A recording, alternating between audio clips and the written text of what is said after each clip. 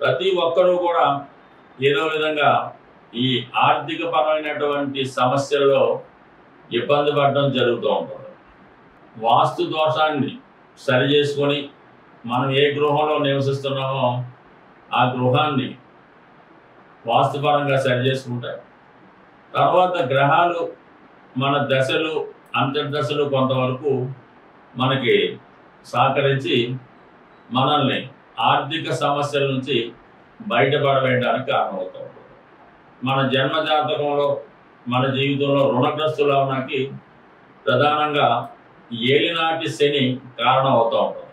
ఏలినాటి శని సమయంలో ఏంటంటే జాతకుడు ఏదో ఒక బృహత్తర కార్యక్రమాన్ని పెట్టుకుంటాడు. వ్యాపారం స్టార్ట్ చేయడం, ఒక గృహ నిర్మాణం చేయడం, ఒక పెళ్లి చేయడం, లేదంటే పెద్ద అనారోగ్య సమస్యలు ఎదుర్కోవడం వల్ల వ్యక్తిగతంగా కానీ తల్లిదండ్రులకు కానీ ఈ విధంగా లంసంగా ఒకేసారి మనీ ఖర్చు పెట్టడం వల్ల దాన్ని తిరిగి పే చేయడంలో చాలా వరకు ఇబ్బంది ఈ ఏలినాటి శని సమయంలో జరుగుతుంది.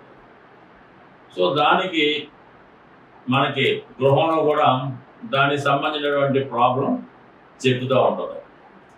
మనం నివసిస్తున్నటువంటి గృహంలో నైరుతి భాగం అనుకూలంగా లేకపోవడం వల్ల జాతకుడు సడన్గా ఎవరికో ఒకరి కుటుంబంలో ఎవరికొకరికి హెల్త్ ప్రాబ్లమ్స్ వల్ల అధిక మొత్తంలో ధనం ఖర్చు పెట్టి రావడం జరుగుతూ ఉంటుంది. లేదంటే చాలా కాలంగా పరిష్కారం కాని కోర్టు సమస్యలు ఏమైనా ఉంటే అవి సెటిల్ అవ్వడం వల్ల దానికి పెద్ద మొత్తంలో డబ్బు మనం కట్టవలసి రావడం జరుగుతూ ఉంటుంది.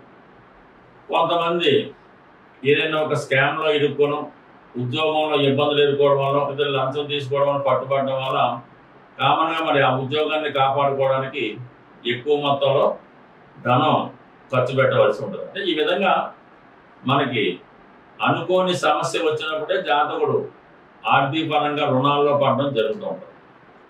దానికి నైరుతి కూడా కారణం అవుతుంటుంది. కాబట్టి మరి సాధారణంగా మనం ఆ నైరుతి భాగాన్ని సరి చేసుకోవాల్సి ఉంటుంది. అంటే సాధారణంగా నైరుతిలో వీధిపోటు ఉన్నా, నైరుతిలో ఏమైనా పెద్ద పెద్ద గోతులు ఉన్నా చాలా ఫాల్ట్స్ ఉంటాయి. ఏ గృహంలో అయినా మనకి ఈ ఒక దోషానికి అంటే ఈశాన్య దోషానికి నైరుతి దోషం ఏర్పడినప్పుడు ఆర్థిక పరమైనటువంటి సమస్యలు ఏర్పడుతుంటాయి.